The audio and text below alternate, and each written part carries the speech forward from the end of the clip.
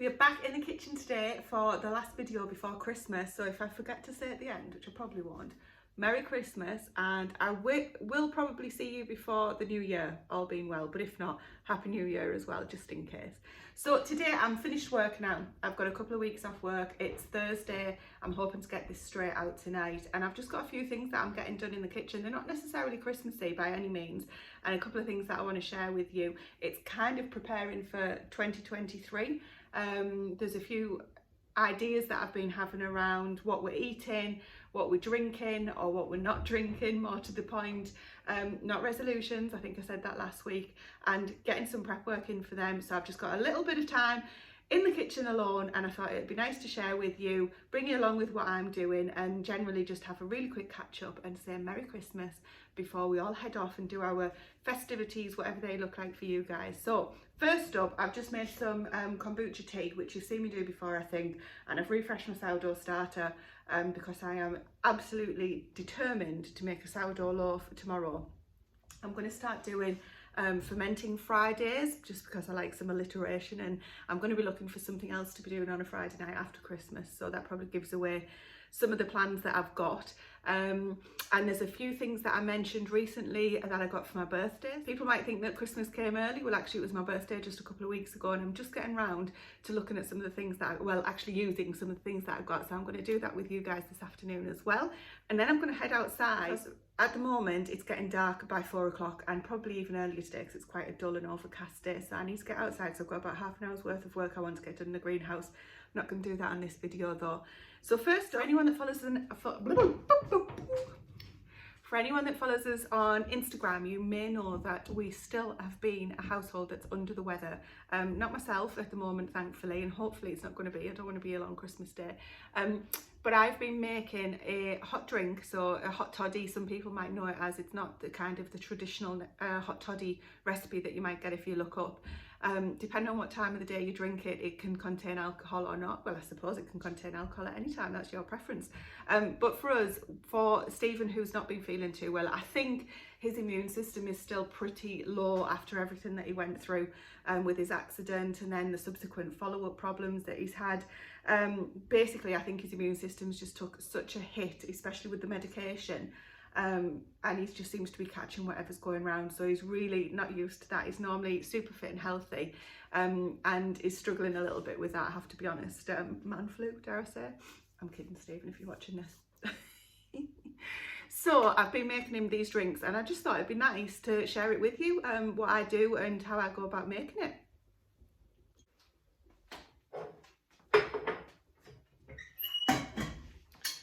Put the kettle on there because you're going to need some boiling water for this recipe. I suppose it is quite traditional when I think about it. Basically, I'm using the lemons that are preserved in honey, so that's a really runny honey, but you're actually using the lemons as well. Ginger root. Now, I've actually got ginger root, but I didn't have it when Stephen needed it the other week, and I do have, just in case I run out of the fresh ginger root, this ginger root. I think it's from Holland and Barrett,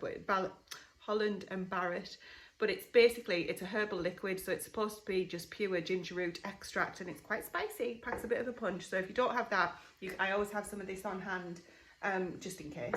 I put an apple in, not a full apple, a sliced apple, I'll show you in a sec, and I didn't have any oranges, but I do this time, so that's a good thing that you can add in.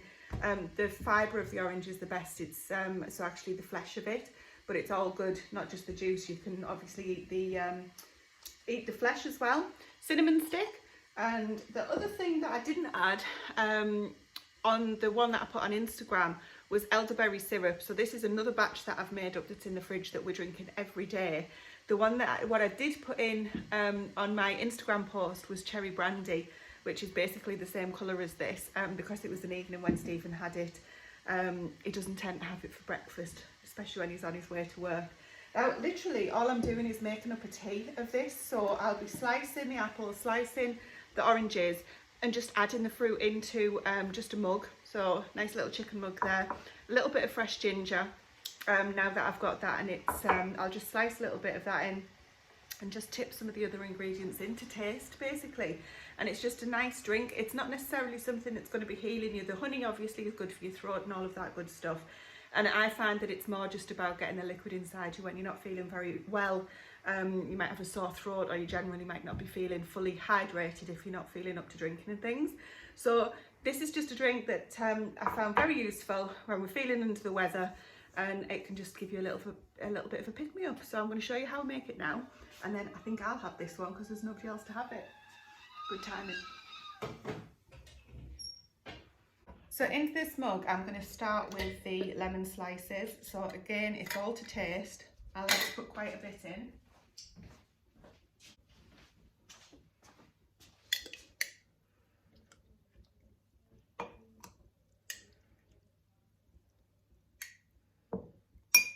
So there's 4 pieces in there. I actually was just going for 3, but we've got 4. We're going to add in some apple.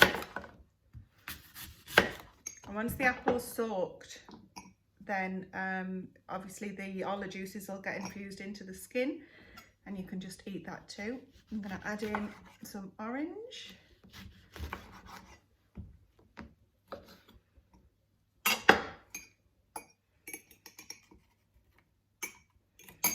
Incidentally, you could actually do the oranges in lemon as well. Now, because I've got fresh ginger, I'm just going to put a bit of fresh in. Otherwise, I would just squirt a full pipette of that in. I'm going to do cinnamon stick.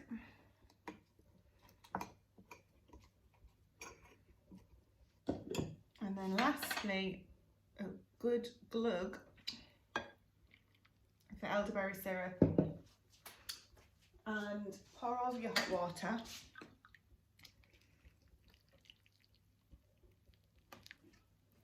And we're going to just let that infuse. And although the elderberry syrup's really sweet, you can obviously add in some of your honey, which is all good stuff as well. And get your own little stirrer with the cinnamon stick. Just going to separate some of these around, get them all to be friends with each other. I'm a mum of teenagers, negotiation is a strong point. And literally, I'm just going to let that infuse for a little while. Sit down, enjoy it, drink it, and eat the fruit. And that is a really heartwarming, full of vitamin C, good for you Christmas drink. Not just Christmas, winter drink.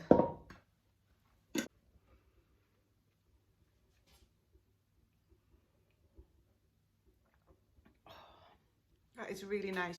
You don't need to be able to appreciate this. Now, the other thing that I wanted to get to today is this. No, I'm not going to be drinking the full amount. I've actually had, bear with me.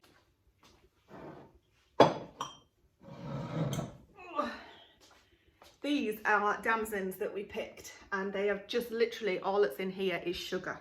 So I'm going to add the gin finally. Let's go back around this way. Now, clearly what's in here is not going to fit that gap, isn't going to allow 1.5 litres of gin, so I'm going to have to figure something out. We've got cherry brandies there that could probably get decanted, but these literally, you can preserve the damsons purely in sugar. I've seen people do that, so that's what this looks like at the moment. Get these moving around a little bit because they've been stuck in there for literally months.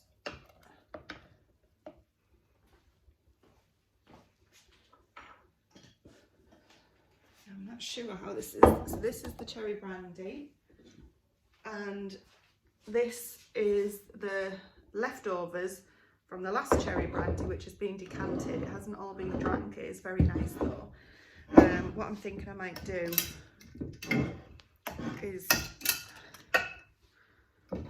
decant these into here. Wow, that's strong.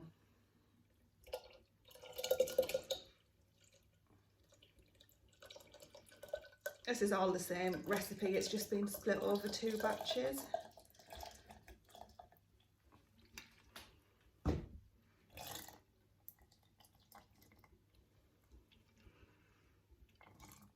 These have already been pitted as well, these cherries. What I'll have to do is a jar in the fridge of them that Stephen likes to snack on is going to actually put some, oh, I'm getting, look at the colour of me. It's after midday, I'm allowed to drink.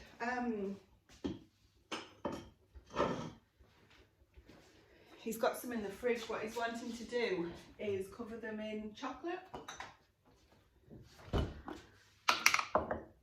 Have them as like a Christmas treat. So hopefully when he finishes, because he's not finished work yet, bless him, he'll get that done and we can enjoy those before New Year. Come on. Oh, right, goodness me.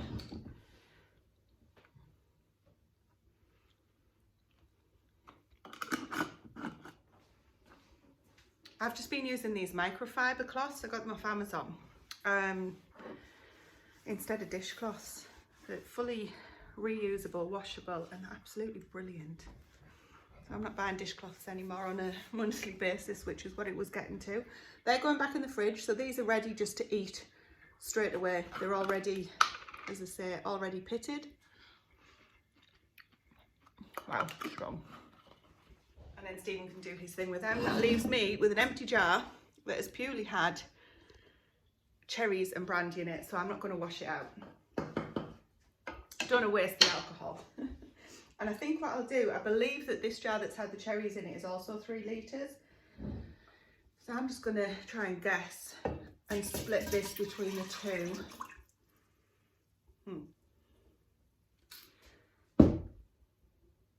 I need to scoop some of those damsons out. Right. So I've split them, kind of, there's probably more liquid left in this one. I'll put a bit more.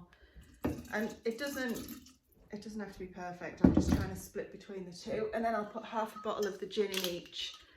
Now, gin is our preference. We don't actually like gin. Unflavoured gin, we like it with the fruit in, but I couldn't drink it like this just with lemonade or tonic. Don't like it at all, which is strange, I'm told. So this will just now all mix together, and eventually we will strain out the damsons, which haven't been pitted because I did this and I don't have as much patience as Stephen does. But this, there's a few days left until Christmas now. Christmas is on Sunday and it's Thursday today. And this will be ready to drink for Christmas Day because the damsons have already infused in the sugar, which is, and that flavour is all in there now. They're just making friends again over the next few days. So we will be able to offer this to our guests on Christmas Day. And I'm sure Stephen and I will do a good job of trying to get through it. And what we don't get through will be put on the shelf until the summer.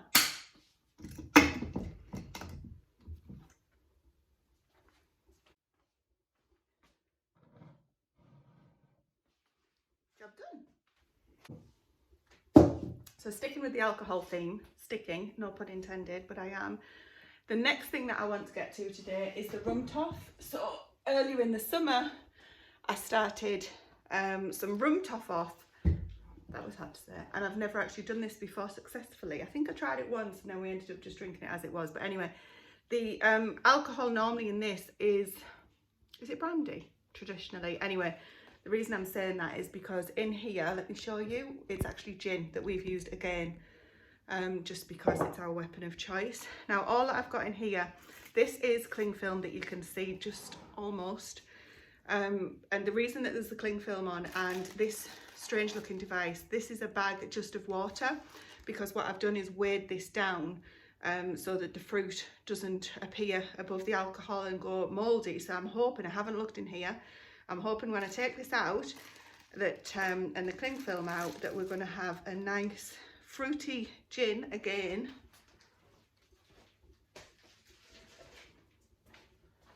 And again, this is more for a kind of a Christmas drink celebration. This is sticky because what you put in is fruit, sugar and alcohol. And what you may notice, or you may not be able to pick up, there are 1 or 2 fruit flies on the outside of the cling film, which is exactly why I use it, because here, living on the small holding, in the summer, we get bombarded by fruit flies, absolutely bombarded. they get everywhere if you're not careful, and that is just a really good way of making sure that none of them get into your drink, as well as keeping the fruit submerged. So I'm just giving this a little clean up because it is a little very sticky. And the fruit that we've got in here, we have raspberries, brambles, which have all turned the same colour. Some of those cherries that you've just seen in the other drink, so there's raspberries there, brambles. All of this fruit will get used. Strawberries, in fact I don't think there's any cherries in here, I can't remember. Oh, is that it? Oh, it is. I stole some of Stephen's pitted cherries. Oh man, oh that is so nice.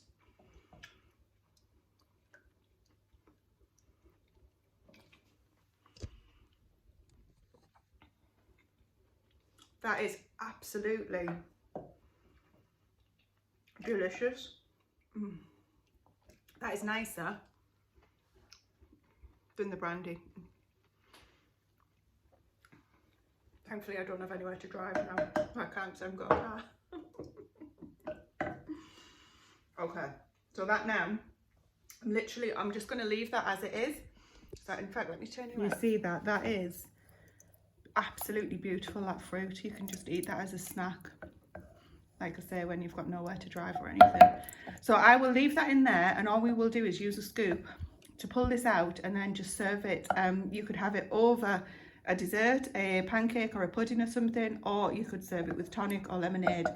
I will be trying this with lemonade later today because that is beautiful.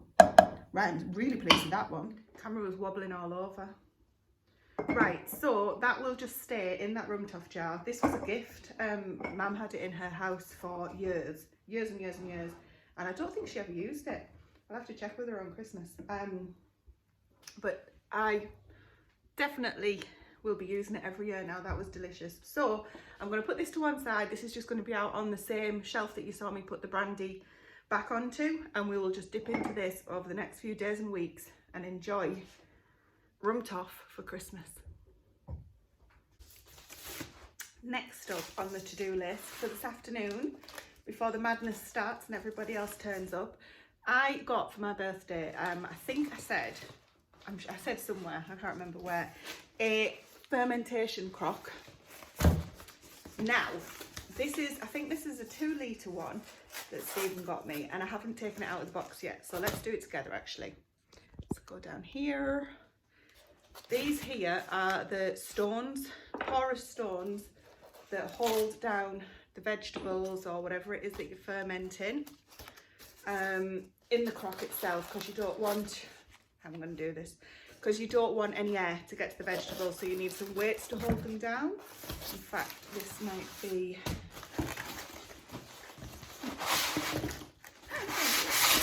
there we go.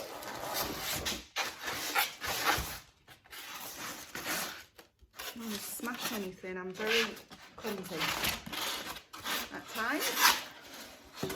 Woo. Lid.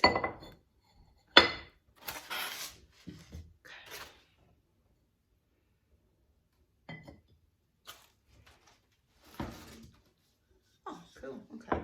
Right. Okay. Slight interruption of a child. So this is the crock. It's actually smaller than I anticipated, but I'm sure it's 2 litres. Anyway, we don't want, I tend to do this where I end up ordering something that's far too big for our needs, because that's what you see on YouTube, and I'm coming to the realisation that that's just not for us. Anyway, so you get a little basher with it. So when you've got your cabbage in here for the sauerkraut that I'm going to be doing, did I say that? That's going to be your basher. What's this? So this here, this little dip, which the lid fits into, has got, can you see the little valleys on there? This is a water sealer, which is what stops the oxygen getting in to the vessel, and that's what the carbon dioxide needs to be able to escape, but the oxygen doesn't want to get in, and apparently that's what that design allows. So, and this is going to look really cool on the top. I'm really pleased with how that looks. So basically we're going to get on and make some sauerkraut now.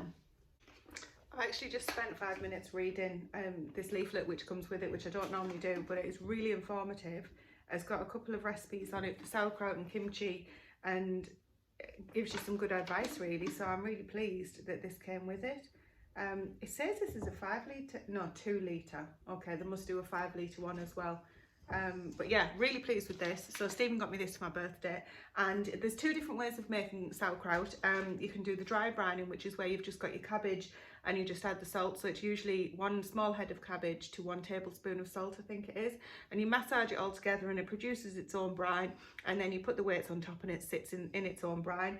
Today I'm not going to be doing that. I'm going to be using the food processor, and I'm going to be making up a brine, just because I don't have as much time and patience as I probably will on other days to massage it and produce all of its own brine. I might do that when I'm watching a Christmas movie soon, but today I'm going to do the cheats way. I don't suppose it's cheating as such, and just make up a 2 to 2.5% brine. So for every 1000 millilitres of water, you would need 20 grams of salt, or 25 grams of salt, sorry, and basically just work out your percentage like that.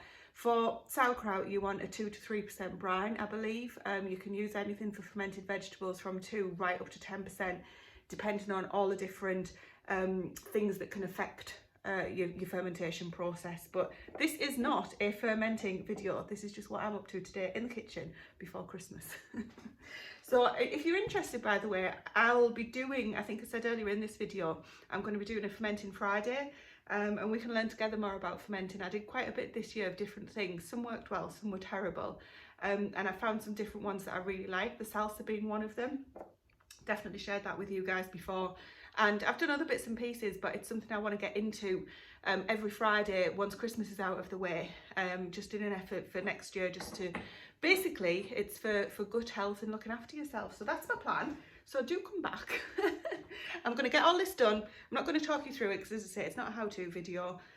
But essentially I've got some red cabbage, just because I fancy red this time. I'm going to use the food processor. I'll have to change that because that's not the right attachment. Really finely shred it and get it in with the brine, and just leave this on the countertop and see how it goes. I'll keep you posted. That is just 1 head of cabbage. All I've done is shred it in the food processor and popped it straight into there. It's got nothing else in there at the minute, so I'm going to bash it down a little bit and then add the brine. I've put the pebbles in there, the weights. I think they're never going to be cream again. I think they're going to get stained purple, and as you can see, some of the cabbage is floating. I'm hoping that that's going to be okay, because when you put this on and you put the water in, it stops the oxygen getting in. So in theory, no mold should come out on the cabbage, but we'll see. Anyway, that is the sauerkraut done, and that's going to go up on the shelf as well. Now I'm looking at the time. I've run out of time. I've got a little bit of daylight left, and I need to make the most out of it. So thank you for joining me. I didn't forget, happy Christmas, or Merry Christmas, and Happy New Year. I hope you've enjoyed this video. It's just a little glimpse into what I get up to in the kitchen during my time off at Christmas. Not talking about the cost of living crisis at the moment, because we're just concentrating on having a fun time and doing what we can, and whatever that looks like for us. So thank you for joining me. I hope you continue to join me into the new year. There should be a video next week, as I say, all being well. I've got some others planned too. We'll just see what life throws at us. Otherwise, I'll see you over on Instagram, if you're on Instagram or Facebook. I'm all over the place. All the very best, and don't forget to give the video a thumbs up. Thank you. Bye for now.